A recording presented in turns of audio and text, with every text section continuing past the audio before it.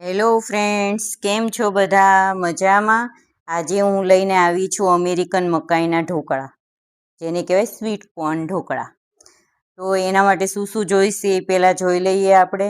તો એના માટે થઈને આપણે રવો 1 વાટકી, મીડિયમ વાટકી છે, 1 વાટકી બેસન લીધું છે અને 1 વાટકી દહીં લીધું છે. દહીં થોડુંક ખાટું લીધું છે. આ બધું સેમ પ્રોપોર્શનમાં લીધું છે, સરખા ભાગે લીધું છે. આ મેં રવો છે ને એ થોડોક ઝીણો લીધો છે. જાડો હોય તો થોડુંક દળી નખાય એ લીધો છે. આ કોઈ પણ ચાલે, જાડો ઝીણો બે લઈ શકાય. એની સાથે આપણે 1 વાટકી બેસન લઈ લીધો છે અને 1 વાટકી છે આપણે દહીં લીધું છે. હવે આ ત્રણેય વસ્તુને આપણે બરાબર રીતે મિક્સ કરી નાખશું. પહેલાં પાણી ન નાખવું, પહેલાં આ ત્રણેય વસ્તુને છે ને વ્યવસ્થિત પહેલાં મિક્સ કરી લેવાની, પછી જોઈએ એટલું જ પાણી અંદર નાખવાનું. આવી રીતના આને મિક્સ કરવાનું છે. તમે જો મારી ચેનલમાં નવા હોય તો મારી ચેનલને સબસ્ક્રાઈબ કરજો, મારી રેસીપીને શેર કરજો અને બેલ આઇકોન ઉપર ક્લિક કરજો, એટલે આવી બધી નવી નવી વાનગીઓ તમને મળતી રહે. Thank you. આવી રીતના આપણે બધી જ વસ્તુને પહેલાં મિક્સ કરી લઈશું સરસ રીતે.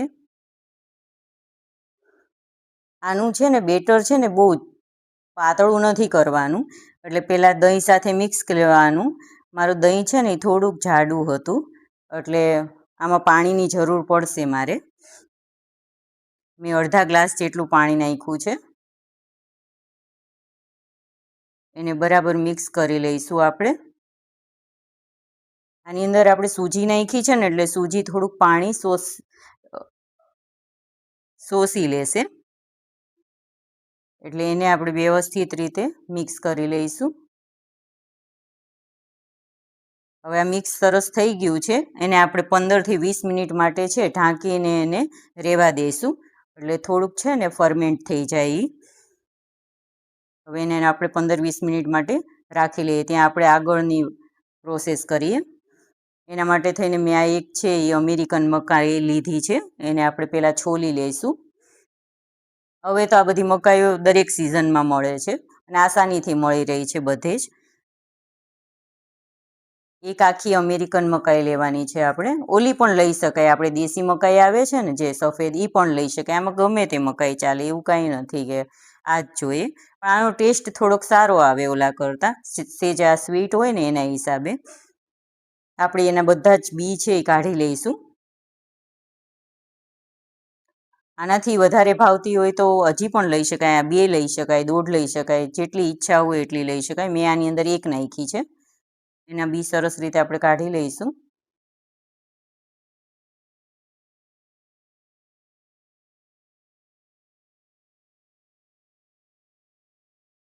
તૈયાર દાણા મળતા હોય, બી મળતા હોય, એ પણ ચાલે છે. ફ્રોઝન એ ચાલે બી, કોઈ પણ વસ્તુ ચાલે આની અંદર. ગમે તે રીતે આપણે અમેરિકન મકાઈ કોઈ પણ મકાઈ લઈ શકીએ છીએ. બસ જો આવી રીતના બધા જ બી આપણે કાઢી લીધા છે. હવે આપણે એને છે એ મિક્સચર બાઉલમાં નાખીને એને ક્રશ કરી લઈશું.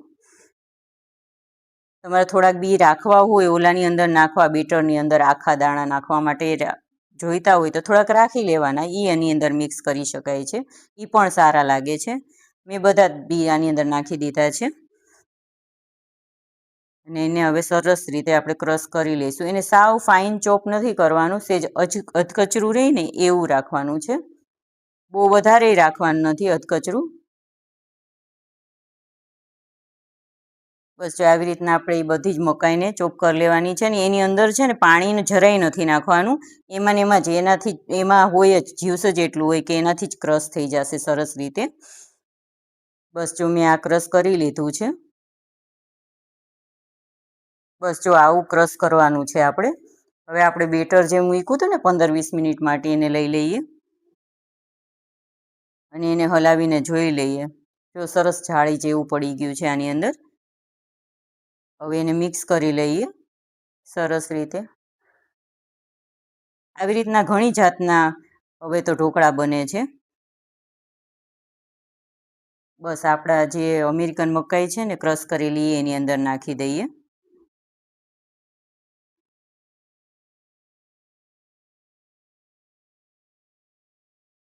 આનું ખીરું પતલું કરી નાખશું ને તો એનું રિઝલ્ટ સારું નહીં મળે, એટલે મીડિયમ થીક રાખવાનું આનું બેટર.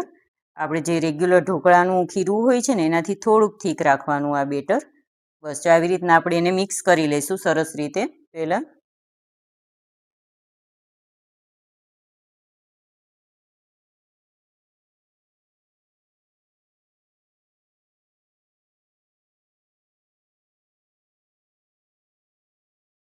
જો સરસ મિક્સ થઈ ગયું છે. હવે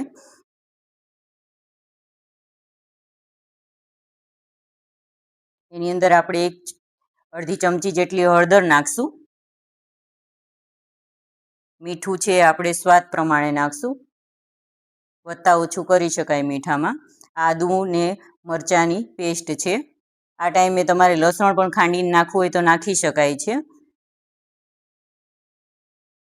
થોડીક ખાંડ નાખવી હોય તોય નાખી શકાય છે. જેવો સ્વાદ ગમતો હોય એવું બનાવી શકાય છે. અને સ્વીટ કોર્ન નાખવી હોય તો આ સમયે એની અંદર મિક્સ કરી લેવાય. હવે આપણે એક ડીશ લેશું જેમાં આપણે આ ખીરું પાથરવું છે, ઢોકળા બનાવવા છે. એની અંદર આપણે તેલ લગાડી લઈશું સરસ રીતે.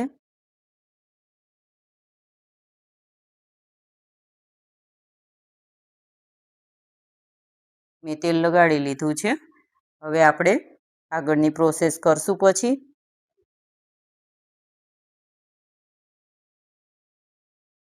હવે આપણે બેટરની અંદર થોડુંક તેલ નાખશું. તેલ નાખવાથી શું થાય કે ઓલા ડ્રાય ન થાય, ઢોકળા બની જાય ને પછી ડ્રાય ન થાય, એના માટે થઈને થોડુંક તેલ નાખવું સારું છે એની અંદર. એની અંદર હવે એક ઈનોની પડીકી આપણે નાખી દઈશું.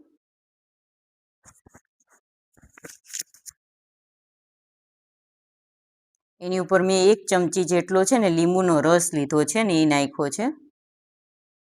તરત એ એક્ટિવ થઈ જાય ઈનો, એના માટે થઈને ને એને હવે સરસ રીતે આપણે મિક્સ કરી લઈશું.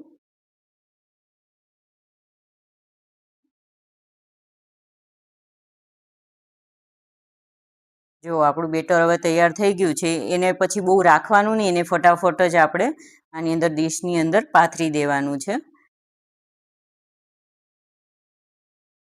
આમાં છે ને પતલું લેયર નહીં કરવાનું, થોડુંક થીક જ રાખવાના ઢોકળાને, તો જ એનું રિઝલ્ટ સારું મળશે. એને બરાબર આપણે ફેલાવી લઈશું, કારણ કે થોડુંક જાડું છે ને બેટર એટલે. અને એની ઉપર આપણે થોડીક મરચાંની ભૂકી છે ભભરાવી દઈશું. લુક પણ સારો આવશે ને ટેસ્ટ પણ સારો આવશે. હવે આપણું સ્ટીમર તૈયાર થઈ ગયું છે, ગરમ થઈ ગયું છે. હવે એની અંદર છે આપણે ડીશને મૂકી દઈશું.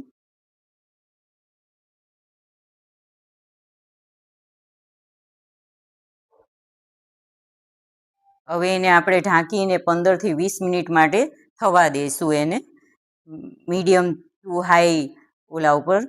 હવે જો આ 15-20 મિનિટ પછી આપણા ઢોકળા તૈયાર છે. આપણે ચેક કરી લઈએ. જો ચેક કરવાથી જરાય પણ એ ચપ્પામાં ચોટેલું ન હતું. આ મેં ઢોકળા કાઢી લીધા છે. એને 15-20 મિનિટ ઠરવા દેવાના, પછી જ કાપા પાડવાના. મેં આ 15-20 મિનિટ પછી જ જો કાપા પાડું છું, નકર ચોંટશે ચપ્પામાં. એ 15-20 મિનિટ પછી જ કાપા પાડવાના, એને સરસ ઠંડા પડવા દેવાના. ને આવી રીતના જો મેં નાના નાના નાના નાના કટકા કરી લીધા છે.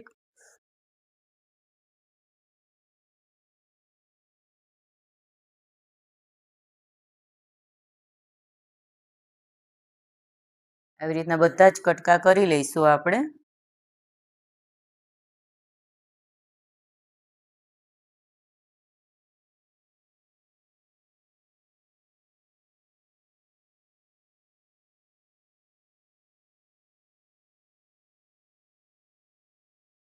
આ ઢોકળા તો તેલ સાથે એમને વઘાર્યા વિના તેલ સાથે બહુ સરસ લાગે છે. તેલમાં થોડીક લસણની એની ચટણી મિક્સ કરીને ખાવ તોય સરસ લાગે.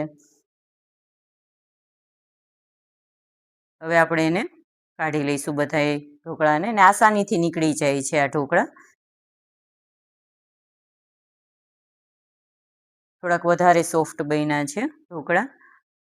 જુઓ કેટલી સરસ જાળી બની છે એની અંદર, અને પોચા પણ એટલા સરસ થયા છે. જુઓ સરસ બન્યા છે ને ઢોકળા. તમે પણ આવી રીતના બનાવશો એટલે એટલા સરસ ઢોકળા બનશે પહેલી વારમાં જ. આપણે બધા જ ઢોકળાને એવી રીતના કાઢી લઈએ.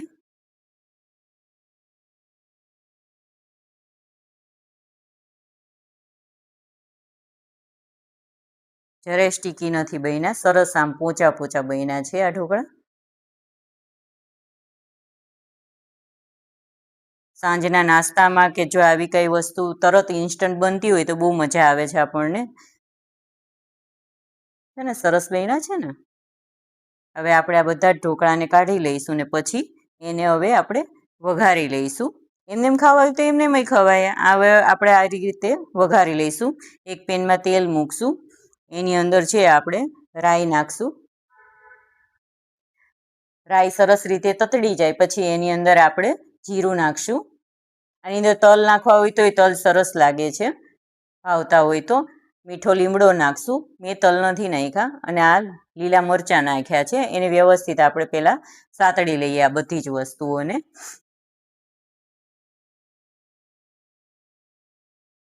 આપણે તો ગુજરાતીઓને આમાં ખાંડ ગમે છે એટલે આપણે એ પાણીમાં ઉગાડીને નાખી શકીએ છીએ વઘારમાં, એ નાખી શકાય.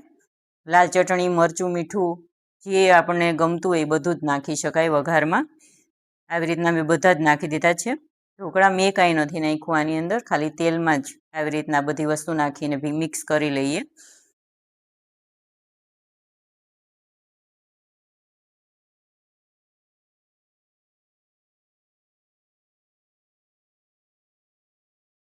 સાવ ઇઝી અને સિમ્પલ રેસીપી છે. જો આપણું બધું જ સરસ રીતે મિક્સ કરી લીધા છે ઢોકળાને, ને આપણા ઢોકળા હવે તૈયાર છે. આપણે હવે એને એક સર્વિંગ બાઉલમાં લઈ લઈએ. આ લીલી ચટણી સાથે, ખજૂર આમલીની ચટણી સાથે, સોસ સાથે કે તેલ સાથે, બધા જ સાથે સારું લાગે છે. ચા સાથે, કોફી સાથે, તમને જેની સાથે ગમતું હોય એની સાથે લઈ શકાય છે ને બધાને જ ભાવશે. જો સરસ મજાના ઢોકળા તૈયાર થઈ ગયા છે. આવજો બધા. તમને કેવી રેસીપી લાગી કહેજો.